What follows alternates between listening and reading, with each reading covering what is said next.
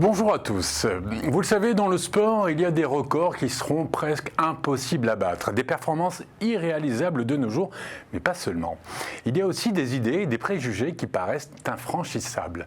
Si la place des femmes dans quasiment tous les sports n'est plus un sujet de discussion, celle des homosexuels et autres transgenres, en gros ceux que l'on nomme les LGBT, n'est même pas un sujet de discussion, mais plutôt de polémique. Dernier exemple en date, la querelle autour de l'illumination aux couleurs arc-en-ciel du stade de Munich pour l'Euro de foot. Un exemple parmi tellement d'autres. Et pourtant, des progrès ont été faits. Au JO de Rio en 2016, 49 athlètes ont ouvertement assumé leur homosexualité. Bon d'accord, 49 sur 10 500, c'est peu. Mais c'est toujours plus qu'en 2008 où il n'était que 12. Mais ne nous y trompons pas, le chemin est encore long. 69 pays sur 193 pénalisent encore l'homosexualité. En Afrique, 30 pays appliquent des lois homophobes.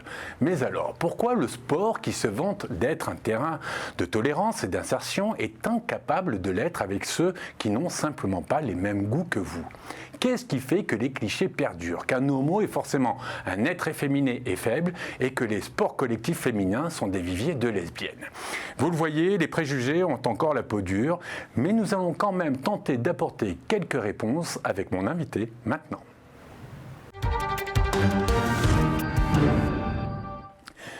Manuel Picot, bonjour. Bonjour.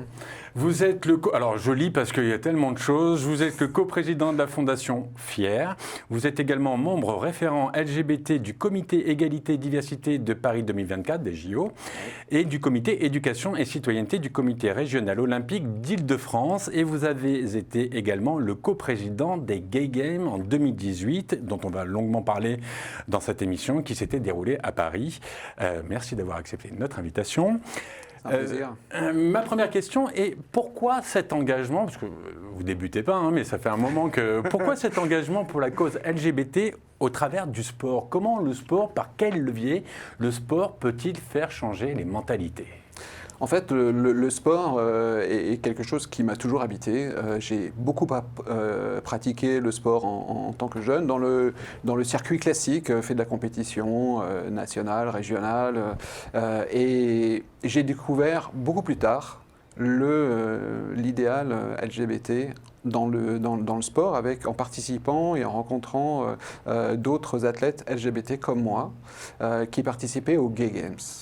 Et ça a été... Oui, parce qu'il faut rappeler que les Gay Games, les premiers, c'est 82, je crois, c'est en 1982 à San Francisco. Oui. Et pour moi, ça a été une révélation parce que ça changeait le regard que je pouvais avoir sur les personnes, quelle que soit leur orientation sexuelle ou leur identité de genre. Pour une fois, je pouvais marcher en fierté dans un stade et participer à des jeux avec d'autres personnes comme moi et des personnes hétéros, évidemment. Qu'est-ce qui primait à ces moments-là ? C'était la compétition ou c'était le militantisme ? En fait, les Gay Games sont construits sur trois principes, trois piliers qui sont la participation du plus grand nombre, l'inclusion de toutes les diversités. Oui, parce qu'il faut préciser que ce n'est pas uniquement réservé aux LGBT. Hein. Oui, c'est les Gay Games, c'est les jeux heureux, c'est les jeux, c'est pas les Gays Games, Oui.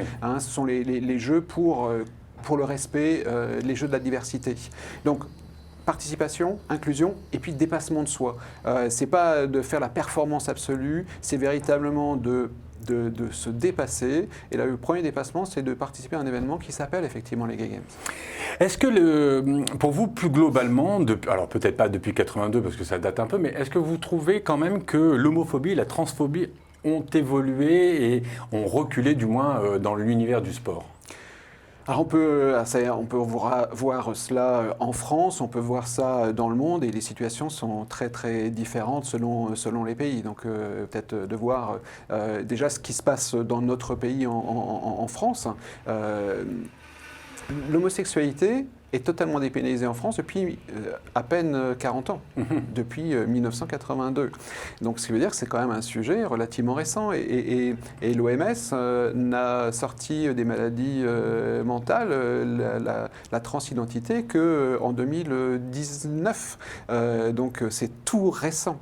Donc vous voyez que le sujet de l'orientation sexuelle et l'identité de genre sont des sujets relativement récents en termes d'acceptation dans la société. Alors, est-ce que ça change? Ben oui, ça change, ça évolue. Et par exemple, dans notre pays, en 2010, on a signé au ministère des Sports et dans toutes les fédérations sportives une charte contre l'homophobie avec des engagements précis pour lutter contre l'homophobie.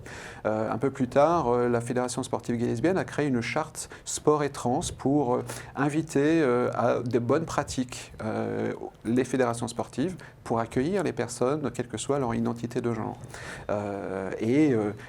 Aujourd'hui, clairement, l'homophobie et la transphobie ne sont pas acceptées dans notre société. C'est bien conçu comme un délit donc on peut vraiment avancer. On peut être beaucoup plus facilement out aujourd'hui en 2021 qu'on ne l'était du temps de Amélie Mauresmo en 1999. C'était le premier coming out à l'époque. Bon, quelle est la situation en France et quelle est la situation ailleurs dans le monde? Dans le monde anglo-saxon, il y a une évolution relativement rapide de l'acceptation de la diversité. Et dans certains pays, c'est encore beaucoup plus problématique, que ce soit dans des pays africains, que ce soit dans des pays de l'Est de l'Europe, où clairement les personnes LGBT sont menacées dans leur propre intégrité, voire criminalisées. Alors, mais c'est le titre de l'émission. Pourquoi ce rejet systémique de l'homosexualité dans le sport qui se vante pourtant d'être un terrain d'inclusion et de respect? Avant que vous me répondiez, j'ai posé la question à un historien géopoliticien du sport, Jean-Baptiste Guégan. On écoute sa réponse et vous me direz ce que vous en pensez juste après. L'homosexualité dans le sport et son rejet renvoient systématiquement à l'image de virilité qu'on associe au sport. Le sport, c'est le modèle. Souvent, le modèle est un modèle féminin, en tout cas, c'est un modèle normatif. Et donc, au travers du sport, on a tendance à figer une certaine image des sociétés. Sauf que le sport représente aussi toutes les différences, finalement, qui existent dans nos sociétés. Et de plus en plus, on les voit s'affirmer. Pendant très longtemps, un athlète qui représentait son pays devait rentrer dans des canons, finalement, hétérosexuels et normatifs. Et on laissait de côté la cause homosexuelle. On le voit, par exemple, dans le sport américain. On le voit notamment en NFL, le football américain, où justement les coming out sont rares, alors qu'on sait qu'entre 8 et 15% des joueurs sont homosexuels. 10 à 15%, en travaillant un peu l'émission, en préparant l'émission, c'est à peu près le pourcentage qui convient à tout le monde sur le nombre potentiel d'homosexuels à travers le monde. 10-15%, c'est ça ? C'est difficile, je sais que c'est très difficile. C'est difficile de calculer véritablement. Ce qui est sûr, c'est que la proportion du nombre de personnes LGBT dans le monde progresse parce que de plus en plus de personnes acceptent de dire et d'affirmer leur identité ou leur orientation sexuelle.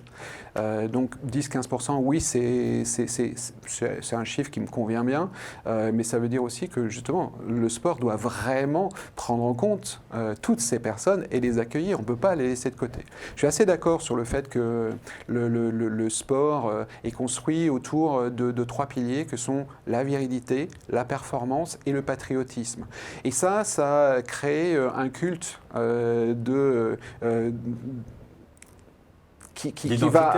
identitaire qui va à l'encontre de tous les stéréotypes et qui, initialement, dès le 19e siècle, exclut les femmes.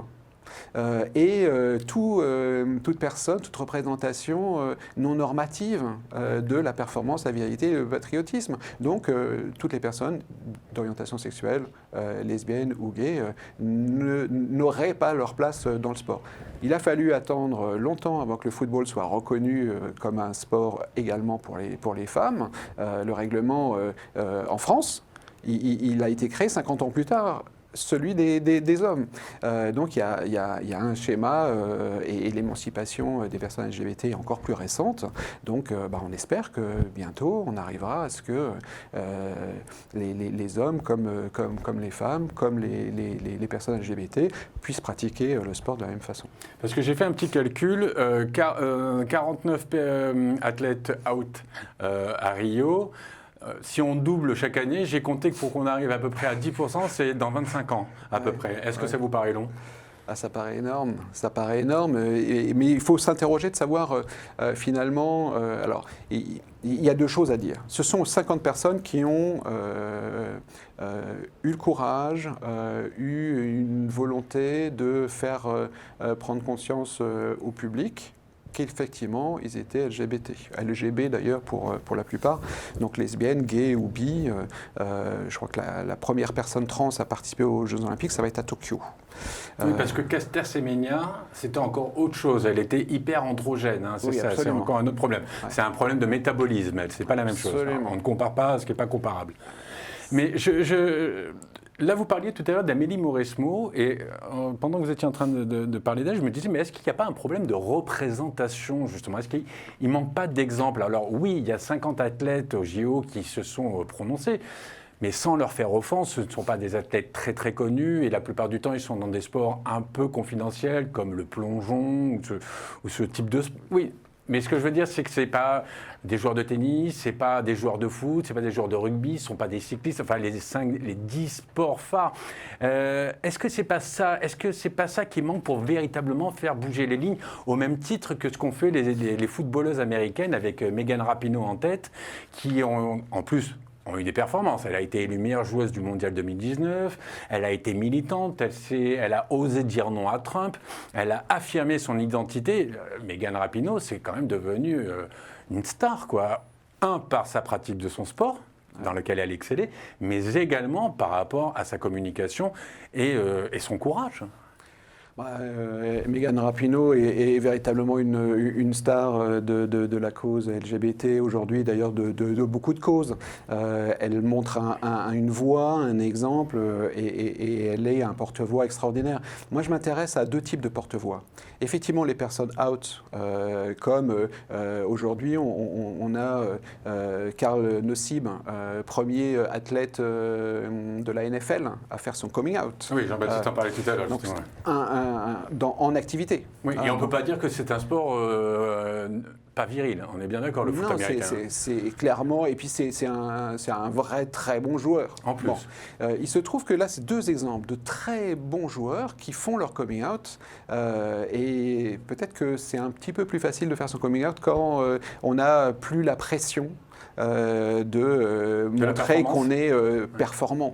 Et c'est en fait ce culte de la performance, de la virilité, et donc ce climat finalement d'homophobie qu'il y a dans le sport en général, qui fait que les athlètes soit se cachent.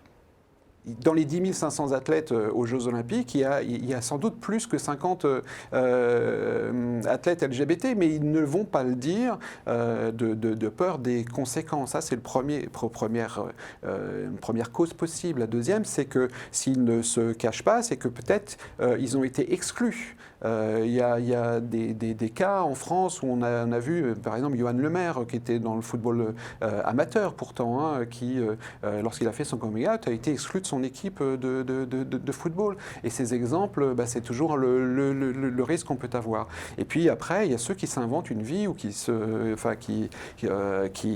marient, les faux mariages, les faux enfants. Et oui, les faux enfants. Mais globalement, en fait, ce que nous on veut dire, c'est que l'orientation sexuelle, l'identité de genre n'influe pas sur le jeu. Mais par contre, le fait de ne pas pouvoir l'exprimer à un moment donné peut, elle, jouer sur le jeu, le résultat, parce que cette personne va consacrer une partie de son énergie à faire autre chose que se concentrer sur son jeu. C'est un peu l'exemple de Wissem Belgacem, qui est un joueur qui vient d'écrire un livre, Adieu ma honte, sur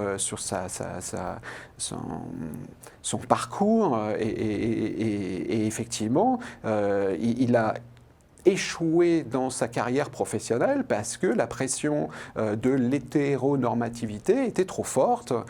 Il a même dû participer à des opérations qui ne sont pas très qui sont très condamnables, d'aller casser des homosexuels pour se faire accepter du groupe.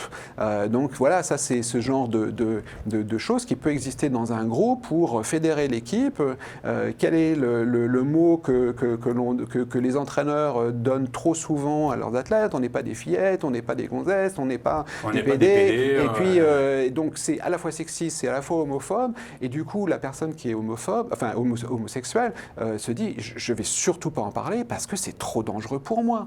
Et je vais avoir tous mes coéquipiers contre moi, je vais avoir les supporters contre moi, je vais peut-être perdre mes sponsors, etc. Donc cette atmosphère-là fait que, et clairement, les personnes vont être réticentes à le faire.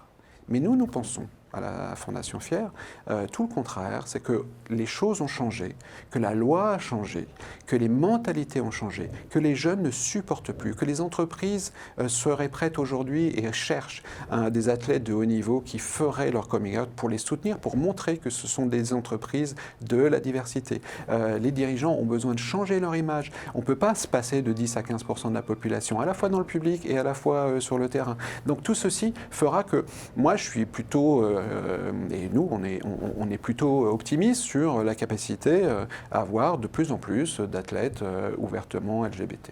Alors justement, puisqu'on parlait des exemples potentiels, j'ai demandé à notre historien, je lui ai posé la question si Cristiano Ronaldo avait ouvertement ou déclaré son homosexualité, je ne dis pas qu'il est, mais si jamais Cristiano Ronaldo le faisait, aurait-il fait la même carrière? On écoute sa réponse et ça va vous intéresser.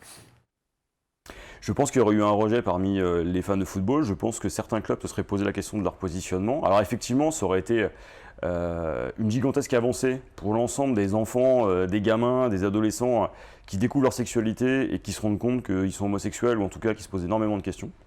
Sauf qu'aujourd'hui, pour un partenaire, un annonceur, il vaut mieux correspondre à une cible et cette cible, elle reste hétéronormative du point de vue sexuel et il est vraisemblable que ça aurait pu poser quelques problèmes dans les vestiaires.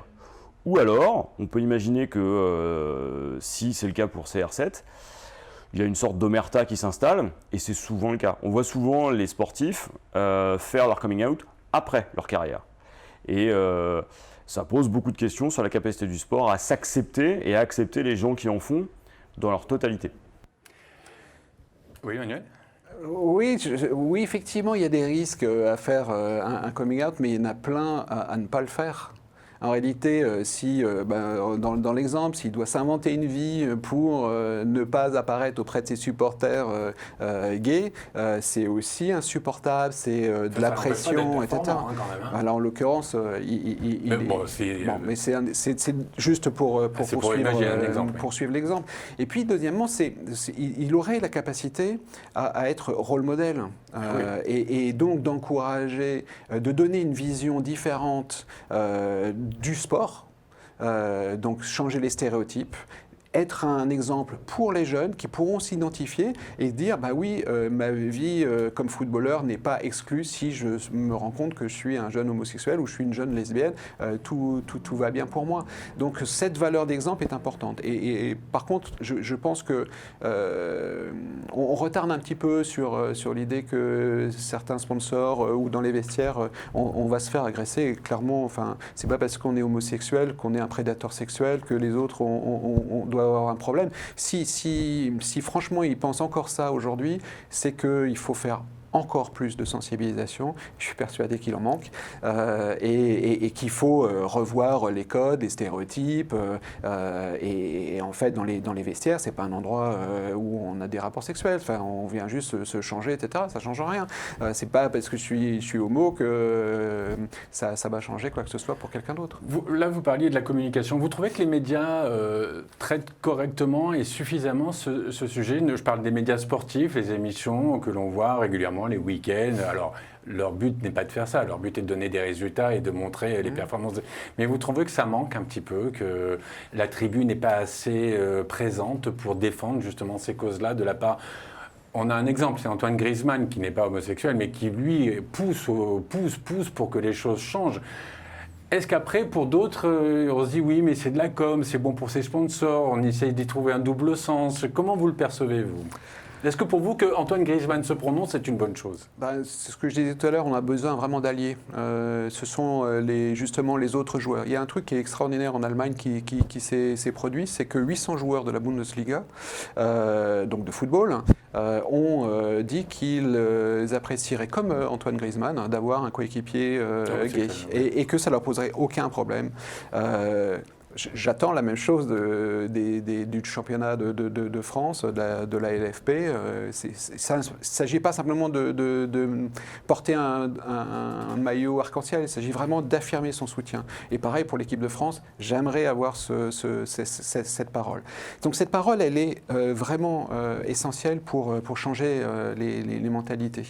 Alors, avant de parler des gay games, une dernière question, c'est plus une remarque. On a l'impression quand même que les femmes sont beaucoup plus courageuses que les hommes dans le sport. On parlait de Megan Rapinoe tout à l'heure. Il y avait aussi l'exemple en 2000 au JO, Isabella Cerullo, la rugbyman brésilienne qui a osé embrasser sa fiancée devant un parterre de photographes sur le terrain.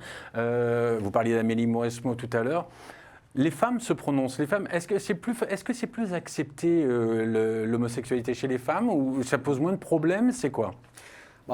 Le premier stéréotype, vous le disiez en introduction, c'est l'idée que, comme le sport est pour la virilité, que les lesbiennes seraient plus viriles que les femmes hétérosexuelles, forcément, il devrait y en avoir plus. Là aussi, c'est un mythe, c'est une construction un peu absurde, mais je pense que les femmes sont assez courageuses, elles nous montrent souvent la voie, elles ont ouvert la voie à l'émancipation des personnes lesbiennes, gays, bi et trans. Le mouvement d'émancipation, de marche des fiertés, etc. Il est né grâce au mouvement féministe. Donc, elle nous montre la voie et j'espère que les hommes vont les suivre. Alors, en préparant toujours l'émission, on n'a pas parlé des sponsors qui, pour le coup, on en a parlé rapidement. Est-ce que justement le salut des LGBT peut passer par des sponsors qui veulent être en phase avec la société? C'est ce que vous disiez tout à l'heure en fait. Les gens veulent changer un peu leur image, ils ont compris qu'on ne pourra pas faire sans, que c'est une vraie communauté qui a un pouvoir d'achat, on connaît l'histoire, mais que maintenant de toute façon, devenir... anti-gay, c'est devenu rétrograde, ça n'est plus l'air du temps. Est-ce que si l'argent, donc les sponsors, insiste, ça peut véritablement faire bouger les choses, ça? Clairement, si une entreprise comme Heineken, pour ne pas la citer, dit à l'UEFA il faut arrêter d'avoir une politique homophobe, l'UEFA va peut-être arrêter, prendre en compte cette dimension-là.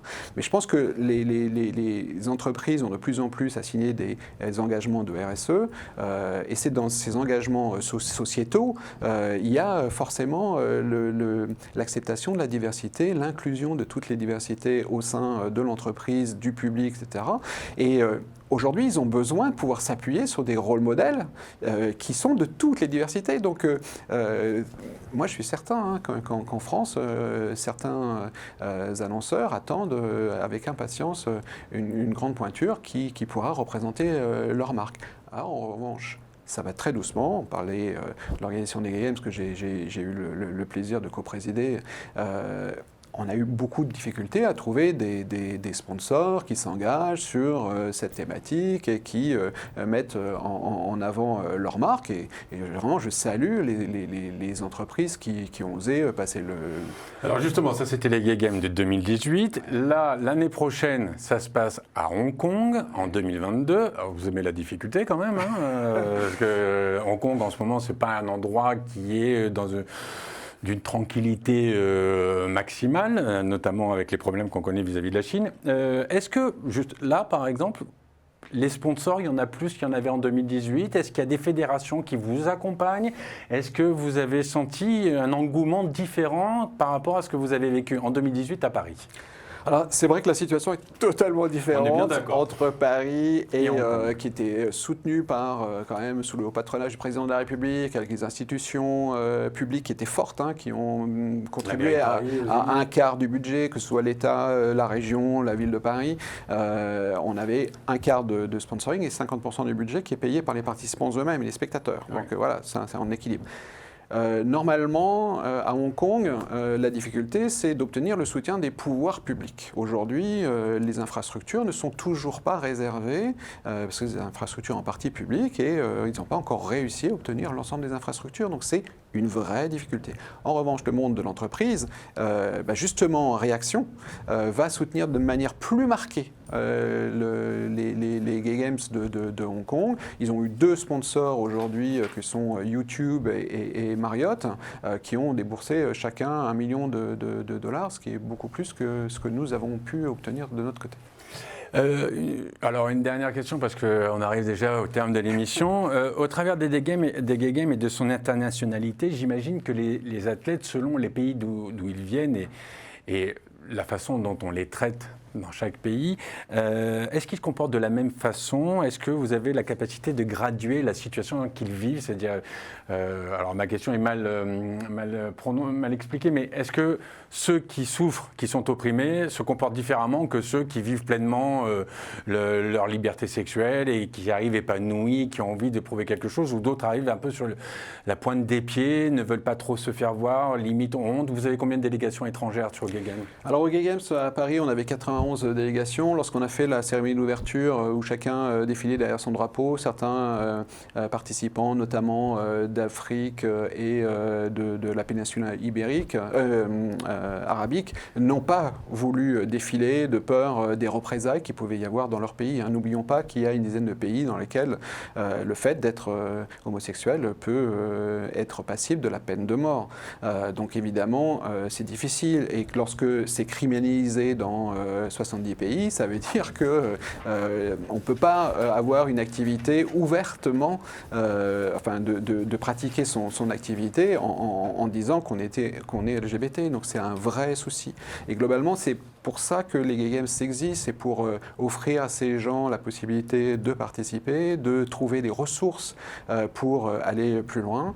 Et c'est aussi pour ça qu'existe notre fondation, qui, elle, est destinée à la France, mais pour trouver des préconisations pour rendre le sport plus inclusif, plus respectueux, pour que chacun puisse vraiment s'exprimer sans difficulté, pour que le mouvement sportif change.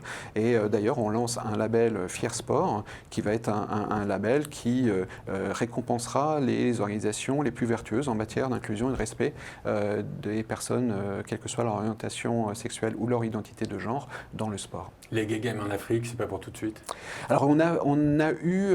alors, les Gay Games en tant que tels, il y a des candidatures en Afrique du Sud qui ont eu lieu à plusieurs reprises. Il y a eu un premier African Games qui a rassemblé quelques centaines de participants. Mais oui, mais ce serait... après l'Asie, où c'est aussi effectivement un challenge, l'Afrique sera un second challenge, mais disons dans peut-être 20 ans, on va pouvoir y arriver. Allez, alors... Les informations utiles pour tous les jeunes qui voudraient faire du sport, qui voudraient participer aux Gay Games, ils se connectent sur votre fondation Fier. Je vous laisse. Fondationfier.fr. Ouais. Il y a toutes les informations sur le guide de préconisation, sur notre label, des listes d'associations et notamment la Fédération sportive gay et lesbienne avec qui nous sommes partenaires et qui rassemble une cinquantaine d'associations sportives LGBT. Et puis les grands événements qui sont également liés, comme les Gay Games, qu'on retrouve sur notre site. On est d'accord que ça ne s'adresse pas uniquement aux Français, c'est francophone. Absolument. Manuel Picot, merci beaucoup.